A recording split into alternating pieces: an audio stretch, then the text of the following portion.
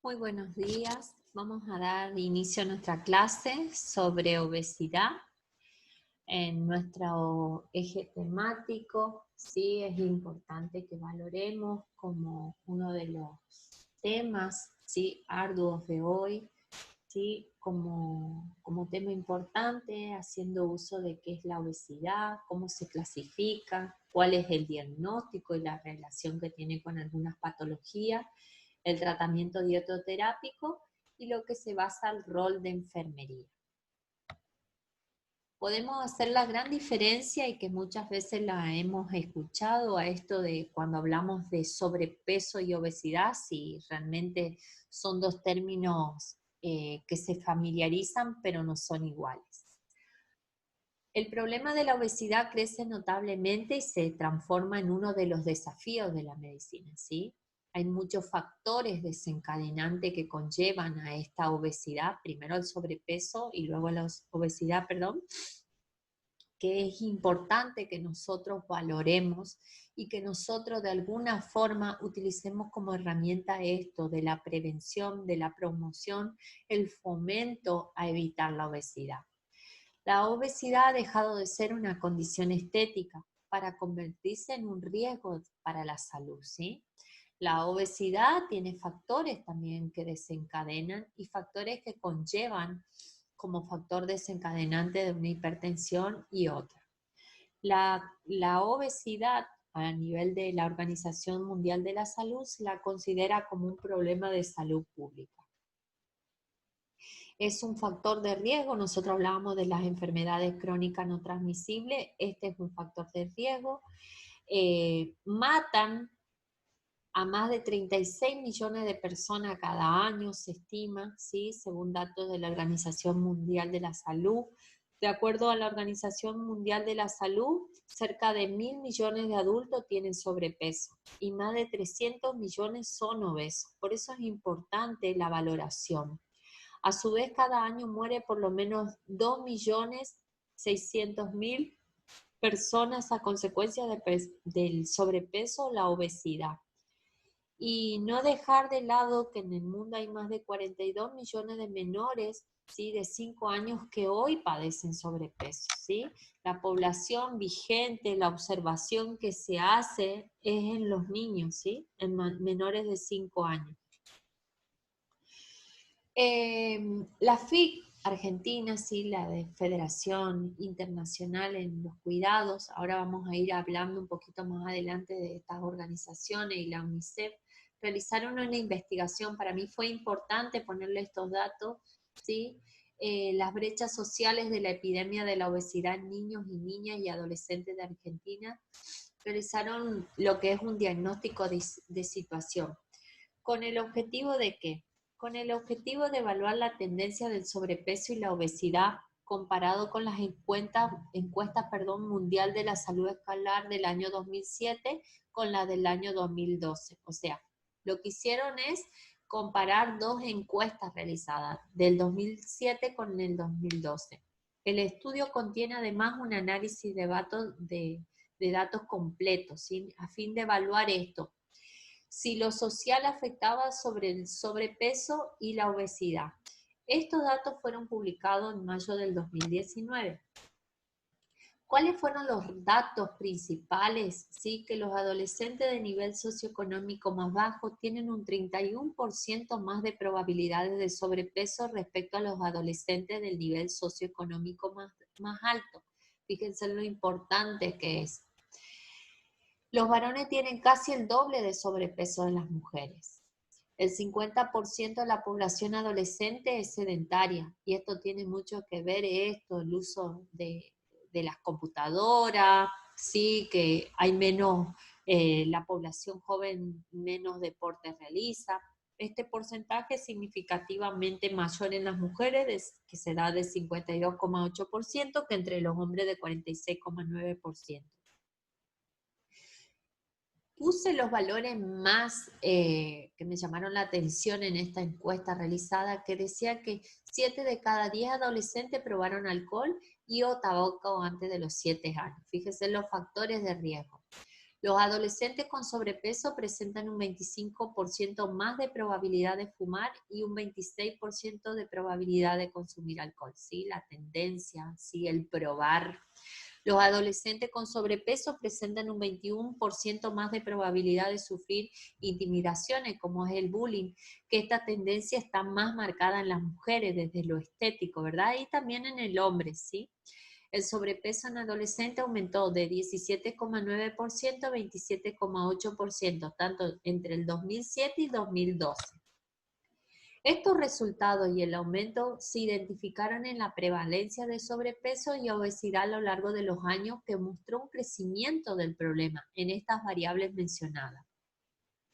Urge la necesidad de avanzar en la implementación de políticas efectivas o políticas de salud para revertir estas situaciones, con especial énfasis en incluir las perspectivas de equidad, la igualdad, porque ustedes vieron en lo socioeconómico el impacto que se producía, ¿sí? Reduciendo la problemática en los grupos más vulnerables y garantizar el derecho a la salud, tanto en los niños, las niñas y los adolescentes.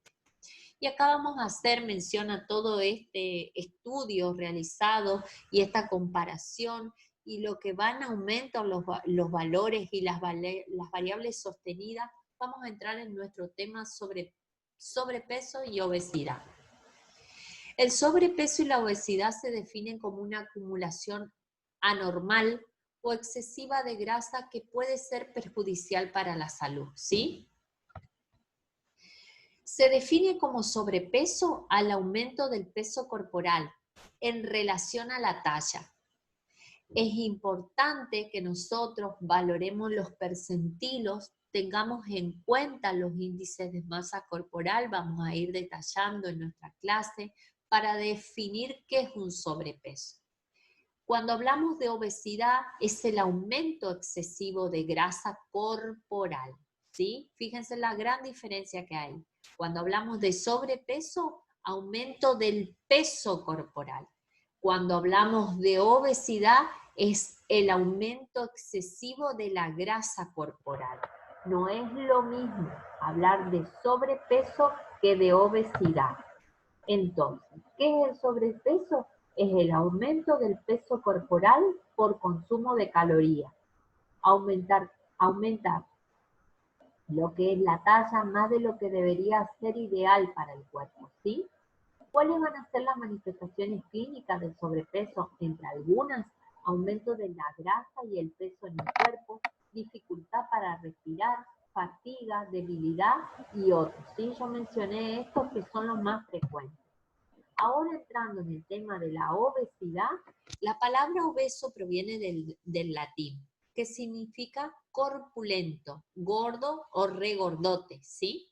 La obesidad es una enfermedad crónica producida por el consumo excesivo de grasas, azúcares y carbohidratos, lo que va a provocar una acumulación de la grasa en nuestro cuerpo, ¿sí? Lo que hablamos anteriormente, esa diferencia ardua entre conceptos. ¿Cuáles van a ser estos factores predisponentes? Acá van a ver un círculo, ¿sí? Las condiciones socioeconómicas, culturales y ambientales, y ahí entran todo lo que respecta al estilo de vida del individuo, a las redes sociales y comunitarias. Muchas veces estas condiciones de vida o del trabajo hace que la persona llegue al sobrepeso por desempleo, por ejemplo, ¿sí? El mal comer, ¿sí? A los ambientes laborales. Con respecto también se tiene que hacer mucho valor en el sexo, en la edad, en los factores constitucionales, lo genético tiene que ver. ¿De qué forma vamos a determinar esto? La obesidad, mediante la fórmula, ¿sí? De el índice de masa corporal. Teníamos una fórmula donde tenemos pesos en kilogramos, ¿sí? Sobre estatura en metros cuadrados, y vamos a determinar lo que es una escala o una clasificación que se utiliza frecuentemente para clasificar el sobrepeso y la obesidad en adultos. Hablamos de sobrepeso cuando el índice de masa corporal es mayor o igual a 25. Y hablamos de obesidad cuando el índice de masa corporal es mayor o igual a 30. Importante estos datos, ¿sí? El índice de masa corporal proporciona la medida más útil del sobrepeso y la obesidad en la población, puesto que es la misma para ambos sexos, pero para los adultos de todas las edades. Esto quiere decir que existen estos tipos de grado de obesidad. Ustedes lo habrán visto en alguna filmina, ¿sí? ¿Cómo vamos determinando? Y cabe destacar cuando hablamos de normopeso, de sobrepeso, de obesidad, de una obesidad severa y una obesidad mórbida, que nosotros al momento de realizar nuestra anamnesis alimentaria, sí, el control del peso y la talla van a ser determinantes importantes en la planificación de cuidados. Dentro de la clasificación de la obesidad vamos a hablar de diferentes criterios, desde lo etiológico, de la anatomía según el número de adipocitos y según la distribución de grasa. Cuando hablamos desde lo etiológico, de etiología determinada, la dividimos también en etiologías indeterminadas. Hablamos de etiología determinada, del 3 al 5% de los casos se dan en enfermedades endocrinas, en lesiones hipotalámicas, que son importantes que sepamos valorar. De etiologías indeterminadas, generalmente se dan entre el 95 al 97% de los casos. Fíjense en lo importante, generalmente se da por esto, ¿sí? Por factores genéticos o ambientales que conllevan a padecer una obesidad. Desde los criterios de anatomía según los adipocitos, hablamos de hipertrofia cuando hay un aumento del tamaño de los adipocitos y una hiperplasia o hipercelular cuando hay un aumento del tamaño y el número también acá habla de adipocitos, ¿sí?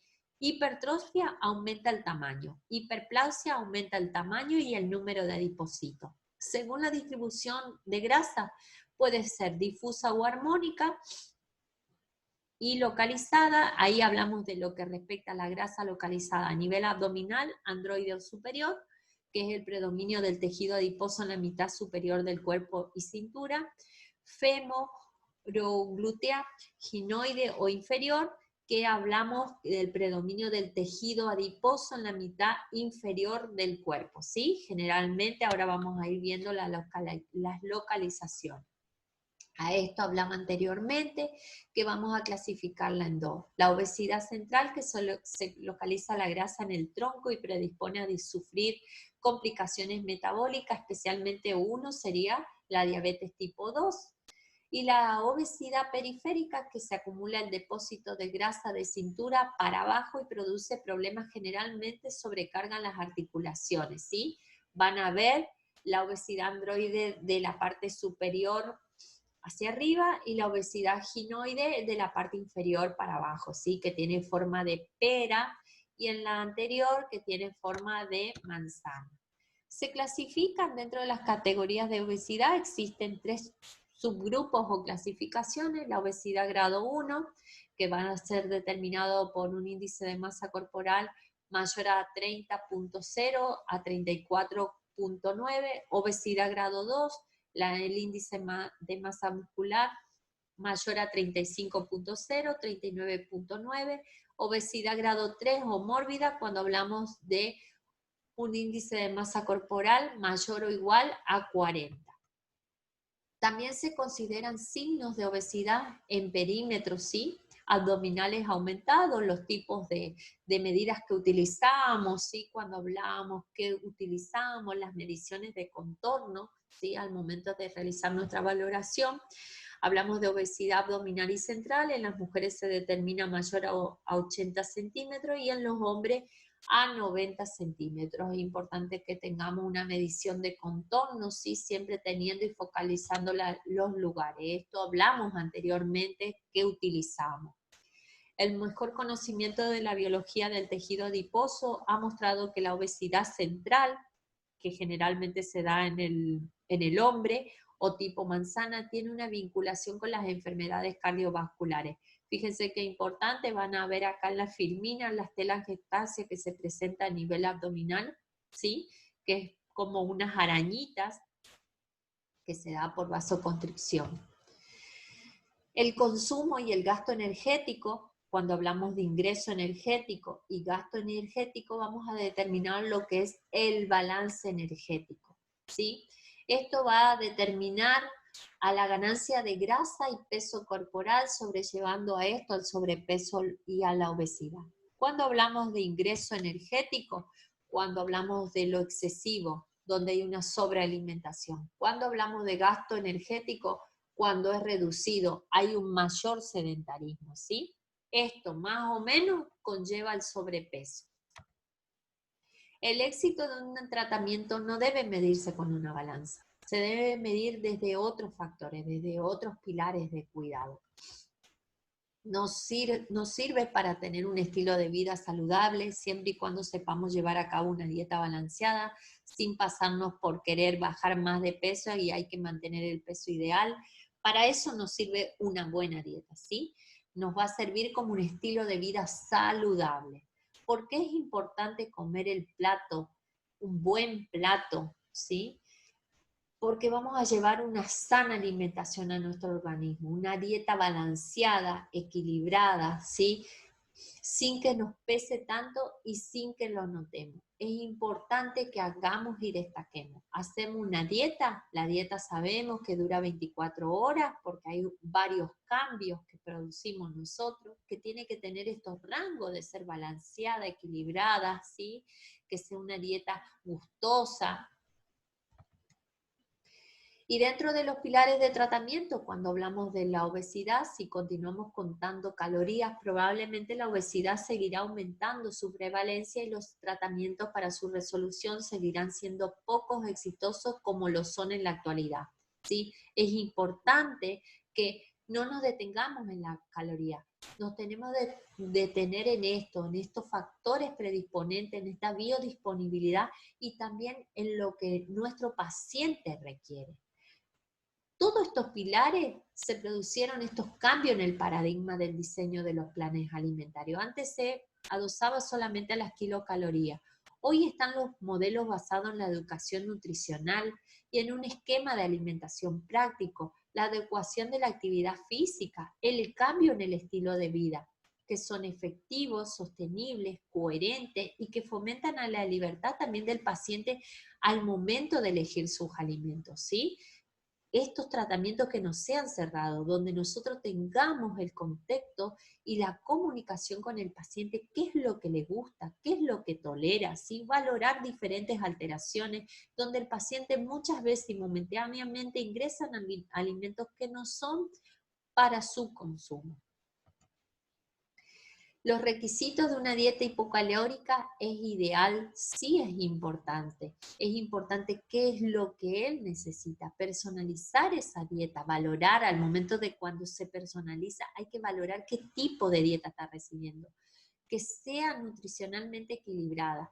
Y las restricciones moderadas generalmente va de 500 a 1000 kilocalorías. Esto siempre va a ser determinado por un equipo de licenciados en nutrición. Y nuestra valoración diaria del peso, la talla, el control, ¿sí? La tolerancia y valorar la cantidad, la calidad de lo que llega, la óptima selección de las proteínas, los hidratos de carbono, los lípidos que está recibiendo mi paciente.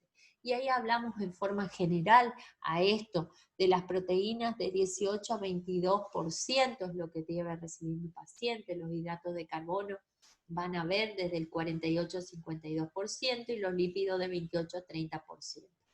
Fundamentalmente es importante que nosotros valoremos cuál es la función de estos macronutrientes. ¿Se acuerdan en las primeras clases donde hablamos de los macronutrientes? ¿Sí? ¿Qué es lo que le va a provocar mayor saciedad a nuestro paciente?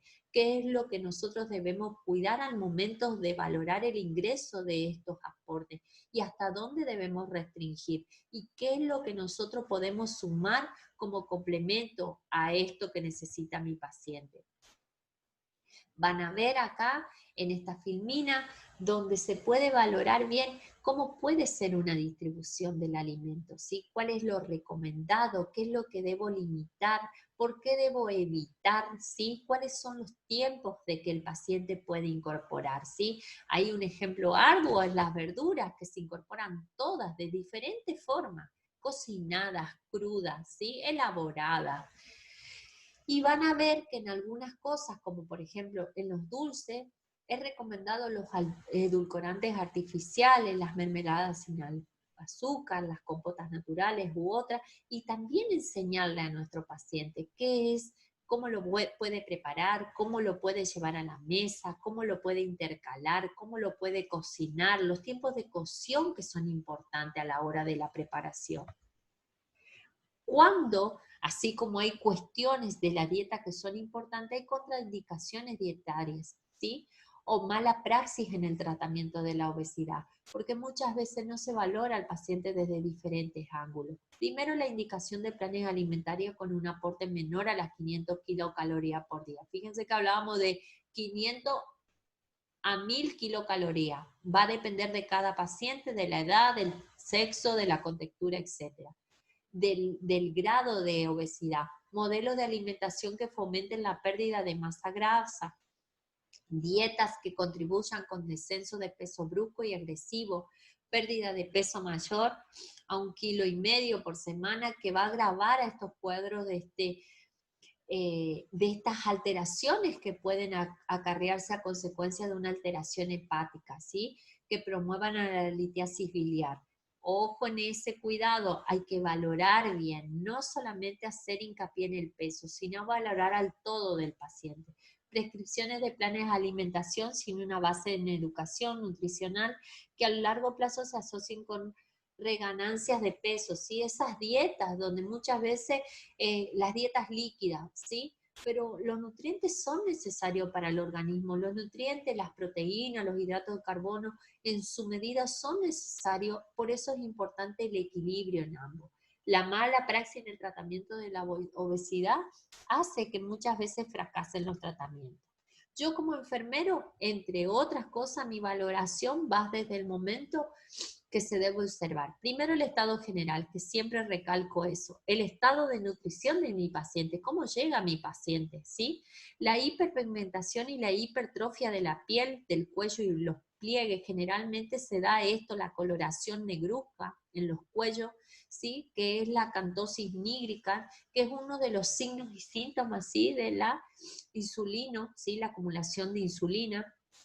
El hirsutismo, ¿sí? Es importante que nosotros como enfermeros valoremos. Y puedo destacar algunos diagnósticos de enfermería, gestión ineficaz en la propia salud relacionado con algún patrón familiar de cuidado de salud y obesidad que tiene que ver con lo genético, el deterioro de la deambulación relacionado a la obesidad, ¿sí? El paciente, generalmente el paciente obeso tiende a la abasia, a la disbasia, deterioro de la habilidad para la traslación. Fíjense cómo afectan diferentes patrones, lo respiratorio, lo circulatorio, la autoestima, ¿sí? El hecho de que una persona obesa no tenga acceso a una ropa, ¿sí? Eso también, la imagen corporal, cómo va cambiando. Es muy importante que yo como enfermero determine y desarrolle aquellos problemas reales de mi paciente y poder trabajar sobre los problemas potenciales, porque es un paciente que va a padecer muchos problemas, que yo como enfermero puedo planificar todo lo que es el desempeño ineficaz en el rol relacionado al nivel socioeconómico. Muchas veces ese paciente durante la internación recibe ciertos alimentos que no va a tener la biodisponibilidad en su hogar. Bueno, yo como enfermero, ¿qué puedo hacer? ¿Cómo puedo planificar? ¿Cómo puedo elaborar la educación domiciliaria? El asesoramiento nutricional también es importante, tanto del equipo como del enfermero, ¿sí? Enseñarle al paciente cómo se debe controlar, cómo se debe cuidar, qué es lo que debe observar y registrar. Esto ayuda para disminuir el peso, el manejo de la nutrición, el manejo de los trastornos de la alimentación, ¿sí? Aquellos pacientes que tienen diferentes atracos con la alimentación, dicen, bueno, no como a la noche y al otro día comen el doble, ¿sí? Las terapias nutricionales que tienen que estar en contexto, y esto no solamente lo alimentario, las condiciones y el estilo de vida, las actividades físicas, ¿sí? El acompañamiento familiar, el acompañamiento psicológico que necesita este paciente, ¿sí? Es importante que como enfermero valoremos todas aquellas actitudes de nuestro paciente, valorar el ánimo del paciente, porque va a conllevar a que tenga unos buenos resultados si lo introducimos dentro del tratamiento al paciente.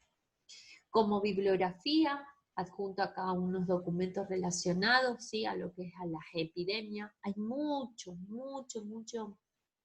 datos que nos van a dar tregua a nosotros de cómo trabajar con el paciente.